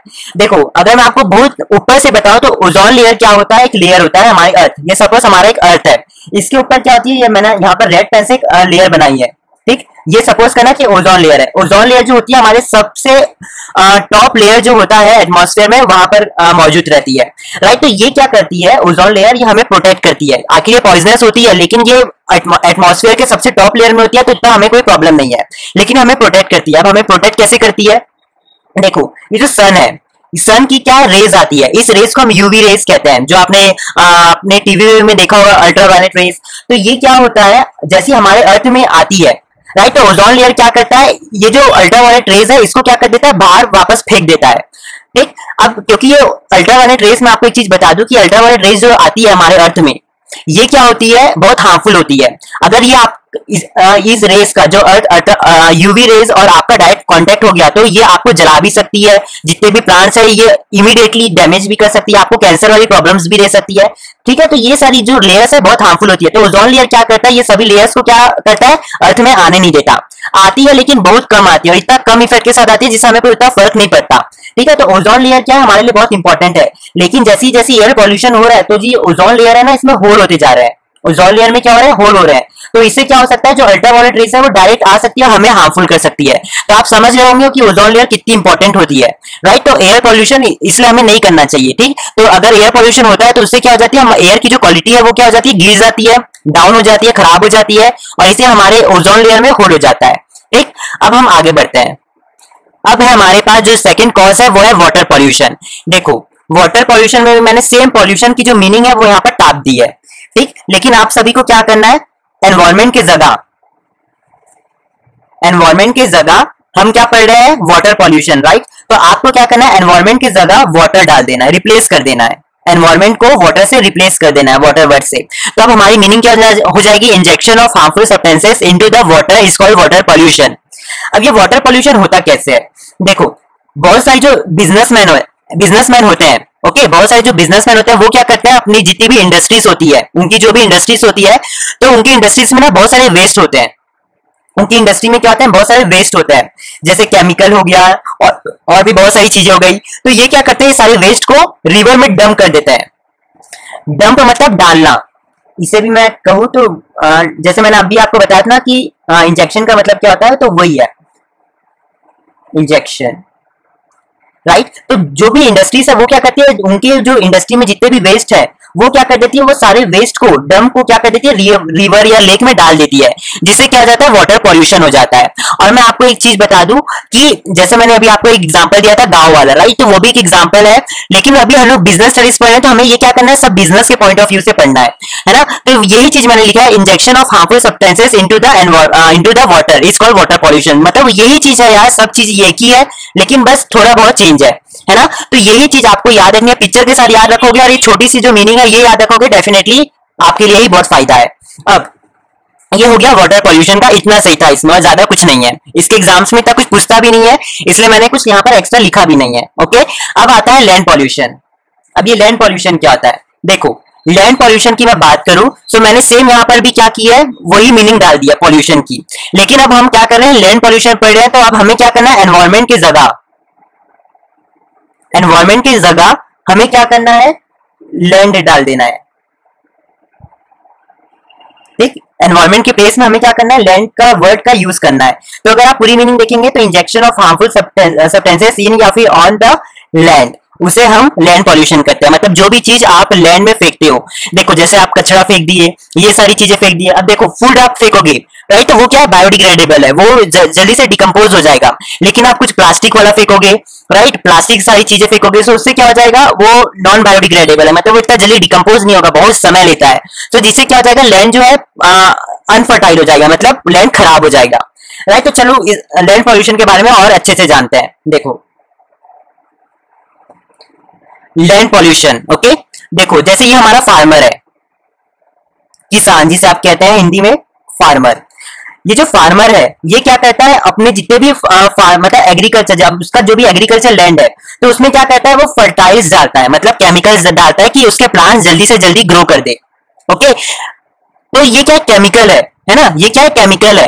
तो फार्मर भी आप देखोगे तो एक तरीके से ये क्या कर रहा है, डंप कर रहा है, मतलब डंप मतलब वही toxic waste like chemicals, fertilisers, pesticides. तो ये सारी चीज क्या करता है, फार्मर्स अपने प्लांट्स में डालता है कि उसका फार्मर जो है जल्दी, मतलब उसका जो जो भी प्लांट है वो क्या हो जाए, जल्दी से जल्दी ग्रो कर जाए। तो इसलिए वो क्या करता है, फर्टिलाइजर्स का यूज करता है। इसके साथ साथ उसके प्लांट में कोई कीड़े वीड़े ना हो जाए, तो इसके लिए वो क्या करता है, पेस्टिसाइड यूज करता है, जिसके बारे में आपने बचपन से पढ़ा होगा, है ना। तो इससे क्या कर रहा है वो, एनी हाउ क्या कर रहा है, लैंड को बर्बाद कर रहा है। देखो, अगर कुछ भी चीज आप केमिकल्स का यूज करते हो तो चलो अच्छी बात है, होना भी चाहिए, यूज करना भी चाहिए, लेकिन आजकल जैसे इंडिया में रेट बढ़ रहा है केमिकल्स का, वो बहुत ज्यादा बढ़ा है। मतलब हमें जितना यूज करना चाहिए उससे भी हम अति यूज कर रहे हैं। तो इससे क्या हो रहा है, जो भी मतलब जो प्लांट है उसमें क्या हो रहा है, केमिकल्स जा रहा है। तो ये केमिकल क्या हो रहा है, ओवरऑल क्या हो रहा है, हमारी जो सॉइल, जो हमारी जो मतलब मैं इसे हिंदी में कैसे बताऊं, बेसिकली सॉइल मतलब आप सभी जानते होंगे कि क्या होता होगा, है ना। तो सॉइल, ओवरऑल सॉइल भी खराब हो जाता है, जिससे हमारा लैंड भी जो है खराब हो जाता है। तो ये जितनी भी फार्मर्स एक्टिविटी करते हैं अपने बिजनेस को चलाने के लिए, मतलब बिजनेस इनका एक तरीके का एग्रीकल्चर ही हो गया। तो इससे क्या हो जाता है, जो हमारी सॉइल की जो फर्टिलिटी है वो क्या हो जाती है, कम हो जाती है। ओके, और इससे क्या हो जाता है, जब सॉइल की फर्टिलिटी कम हो जाती है ना, तो वो जो लैंड होता है वो एग्रीकल्चर के लिए अनफिट हो जाता है, मतलब आप वहां पर एग्रीकल्चर कर नहीं सकते। तो ये सारी चीजें हैं जो आप सभी को याद रखनी है लैंड पॉल्यूशन में भी। ओके, लेकिन कभी कभी यहाँ पर एक इंपॉर्टेंट क्वेश्चन पूछता है कि लैंड पॉल्यूशन को चेक करने के लिए हम एक मेथड यूज करते हैं, सॉलिड वेस्ट डिस्पोजेबल। ठीक, ये हम क्या करते हैं, मेथड यूज करते हैं जिससे हम आइडेंटिफाई कर पाते हैं कि लैंड पॉल्यूट हुआ है कि नहीं। ओके, तो ये है लैंड पॉल्यूशन का बेसिक कंसेप्ट। ठीक, अब यहाँ पर जितने भी मैंने आपको एग्जांपल्स बताए, इसका पीछे एक मकसद था। देखो, जितनी भी इंडस्ट्रीज है, यहाँ पर मैंने आपको इंडस्ट्रीज का एग्जांपल दिया, और यहाँ पर भी मैंने आपको एक फार्मर्स का एग्जांपल दिया, है ना। तो बेसिकली ये क्या है, आप देखोगे तो मैंने बिजनेस के पॉइंट ऑफ व्यू से एग्जांपल दिया है, जिसे आप एग्जाम्स में भी अगर पुट करना चाहो तो आप कर सकते हो, है ना, कोई डिफिकल्टी नहीं होगी। तो ये था basically causes of environmental pollution का, जिसके बारे में हम लोग ने डिस्कस किया, जहां पर हमने इसकी मीनिंग जानी पॉल्यूशन की। एनवायरमेंट के अंदर ये सारी चीजें आती है, एयर, वाटर, लैंड। हम लोग ने डिस्कस किया, इस टॉपिक में हमें ये सारी चीजें पढ़नी है कि ऐसे कौन कौन से कारण होते हैं जिससे एनवायरमेंट का पॉल्यूशन बढ़ता है। जहां पर हमने एयर पॉल्यूशन जाना, ठीक, जहां पर हमने क्या किया, वाटर पॉल्यूशन जाना, फिर उसके बाद हम लोग ने क्या जाना, लैंड पॉल्यूशन जाना, राइट। तो यही 3 कॉजेस होते हैं जो क्या है, ऐसे कारण है जिससे हमारा जो एनवायरमेंट पॉल्यूशन है वो बढ़ जाता है। लेकिन अब मुझे आप सभी को और एक चीज बतानी है। देखो, हम लोग ने क्या कर लिया, बिजनेस एंड बिजनेस प्रोटेक्शन में हम लोग ने ये वाला जो टॉपिक है, causes of environmental pollution, environment pollution, ये टॉपिक हम लोग ने कवर अप कर लिया।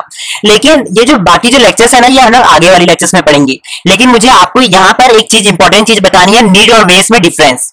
ओके, तो इसके बारे में भी आप बड़े ध्यान से सुनना मेरे साथ कि नीड और वेस्ट में क्या डिफरेंस होता है, क्योंकि ये मुझे इंपॉर्टेंट है, अभी मुझे बताना ही पड़ेगा आपको, नहीं तो एक प्रॉब्लम हो जाएगी। ठीक है, तो अभी मैं आपको बस एक छोटा सा कंसेप्ट है जो मैं आपको बताना चाहूंगा कि नीड और वेस्ट में क्या डिफरेंस होता है। इसके बारे में हम लोग आगे वाले लेक्चर्स में जानेंगे, लेकिन ये जानना बहुत जरूरी है क्योंकि मेजॉरिटी ऑफ स्टूडेंट्स यहीं पर गलत करते हैं। ओके, वो जान ही नहीं, जैसे एग्जाम से पूछा, वो जान ही नहीं पाता है कि उन्हें इस टॉपिक में लिखना क्या होता है। इसलिए मैं चाह रहा हूँ कि आप एक बार जान लो।